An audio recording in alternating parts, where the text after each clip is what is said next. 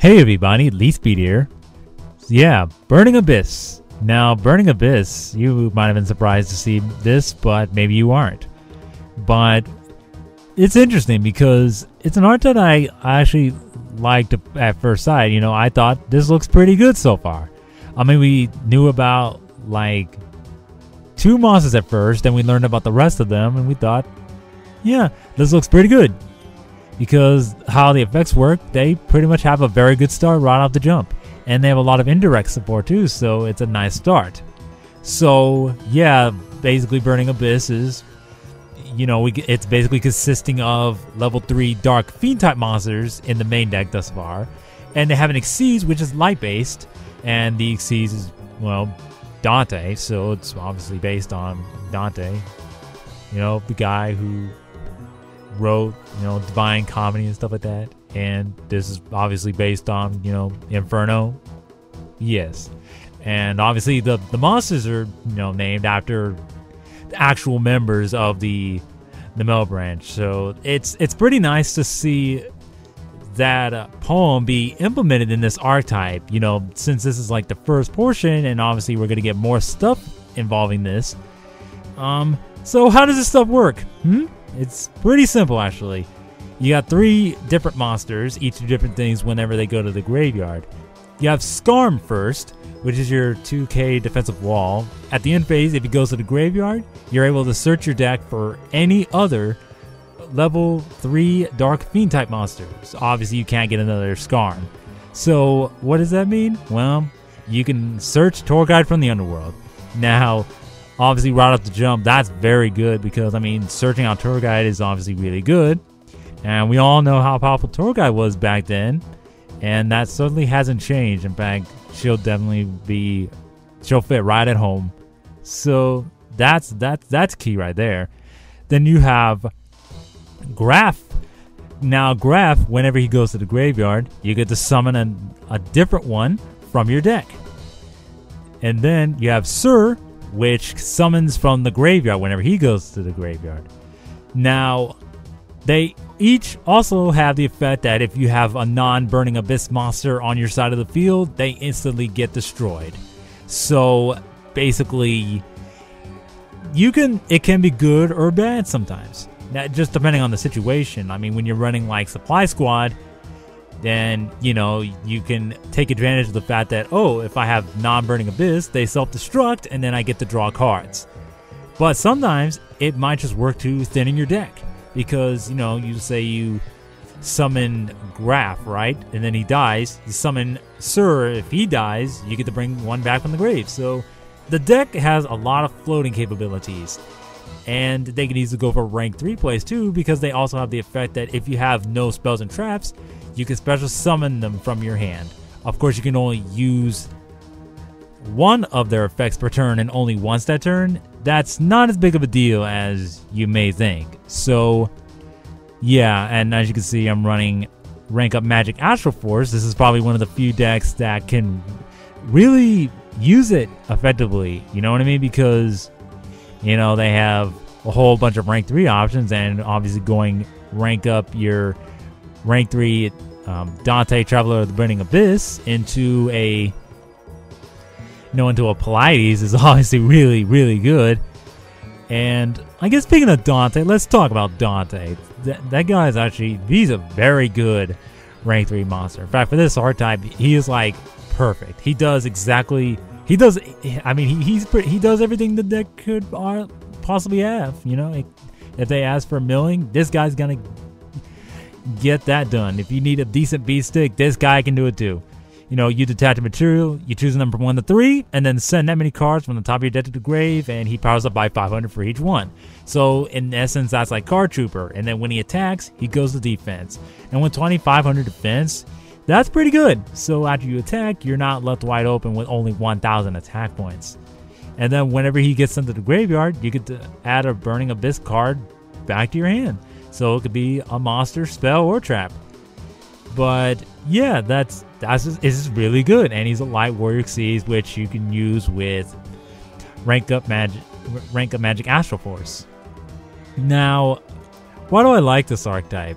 Well, the thing is, like, I want to say it's mainly the artwork, but the fact is they're actually not that bad. Right out the gate, they actually have a pretty decent start. Now, I'm not going to say, oh my god, they're uber broken right now, because, I mean, it's just the beginning. I mean, this ain't like Shaddolls where they get a whole bunch of damn good cards right out the gate. But yes, they got a lot of great indirect support with cards like Curry Bandit, Tour Guide, etc. Now, Curry Bandit was something I was trying out in this deck, but yeah, I ended up not liking it because I just happen to have the worst luck, and it just isn't helping me as much. Instead, you know, I'm running stuff like Caius. Now, the Caius idea, I actually got that from Jamie the Kid 00 when he did his profile of Burning Abyss. You know, I was like looking around to see, well, what are the texts do people run? Because I was like trying to think of some interesting texts, you know, besides the obvious stuff. I was thinking, what are people running? And one that really interested me at the time was Caius. Now, I think I took Caius out after this particular duel because, I don't know, I think I did a couple of games with this, and Caius actually didn't really help me at all. So, I mean, it happens, I guess. And I guess considering, you know, this particular matchup and whatnot, I mean, it would be decent. But, yeah, it just didn't help me as much as I would have hoped. But, yeah, and I guess speaking of that kind of matchup, this particular game was one of the best games I've had in a long while. Now, keep in mind, that Infernity deck is Synchro based, so it's completely different from the YuseiTheSynchroHero version. And heck, I don't even remember the last time I saw the Synchro version being used, you know what I mean? Because, well, people mainly use the YuseiTheSynchroHero version, you know, make Lavalval chains and stuff like that. Here, this spams a lot harder. But I suppose it can also brick harder? I don't know. But yeah, as you can kind of see here, he gets out a whole bunch of stuff. So he gets out Doom Dragon, Scrap Dragon, and he gets a break, and he has Beals too. So it was like a pretty damn impressive field. Now, and it was at this point, it was just like, okay, I pretty much lose now because, like, if I go for like a tour guide play, he can use Infernity Break to disrupt me, you know what I mean? So I basically have to like draw into some very good outs to that field because otherwise I would basically lose. And I mean, I do run a few outs in this deck, but it's mainly like Phoenix Wing, Wind Blast, and Compulse, and that's definitely gonna be the deciding factor, if anything, because I'm pretty much with, you know, backs against the wall over here. I mean, you just have to like manage and do whatever you can because, yeah, I mean, you just have to do what you gotta do. Now, I do draw to Compulse here because that's just how the game goes sometimes. Like, when you're back into a corner, sometimes you just have to believe in the heart of the cards. Or complete luck. I don't know, just however you view that perspective. Now, yeah, this is where the rank up magic will come into play at some point because, well, if I can make an YuseiTheSynchroHero, you know, I can rank it up into whatever I need to. But as you can see, he has the break, so I'm like, okay, I'm pretty much backed away a turn, but I can at least bounce his Doom Dragon and Beals. I think I just hit Beals and Doom Dragon just so that I didn't have to worry about him anymore. And no, actually I hit Scrap Dragon because I didn't mind taking the 800 damage from Doom Dragon's effect because, well, he couldn't attack. But with Scrap Dragon, he could just keep popping my stuff, and I didn't want him doing that.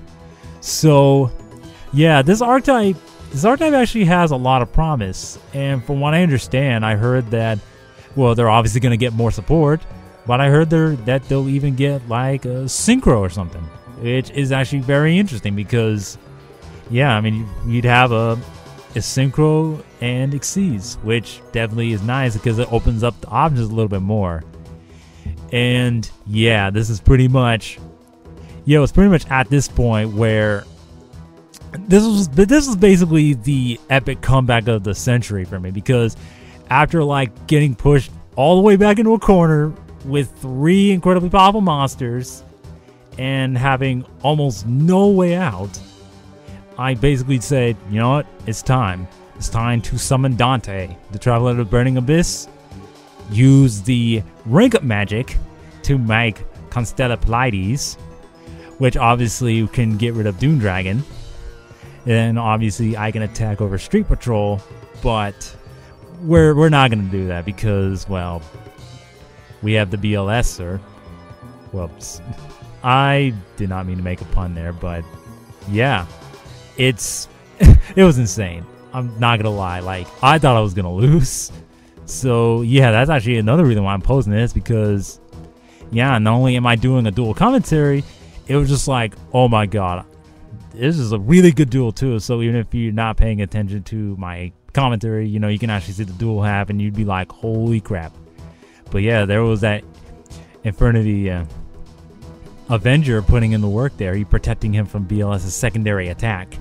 And I was like, okay, if he draws him like an Archfiend or something like that, or another Infernity Mirage, I could be in serious trouble. Maybe. Or not. I mean, because, you know, I had Pleiades, I could bounce Mirage, and if he summons Archfiend, then I can just, you know, freaking bounce the Archfiend if I have to. So, yeah. That was the end of that game, and my discussion as well. I mean, I guess I combined them both. Talked a little bit about the duel, but mainly about the archetype. But yeah, there's a lot of potential for Burning Abyss. And, you know, kind of like with Noble Knight, they based it on another particular folklore kind of thing. In this case being Divine Comedy and the, you know, Dante, you know, Inferno. And yeah, just wowzers. Like, this shit was intense, and I was just glad that I had it in general, because not only would I be able to do a discussion, but you'd have a really, really intense duel too. So yeah, I mean, let me know what you guys think, and I'll see you guys next time. Peace out, guys.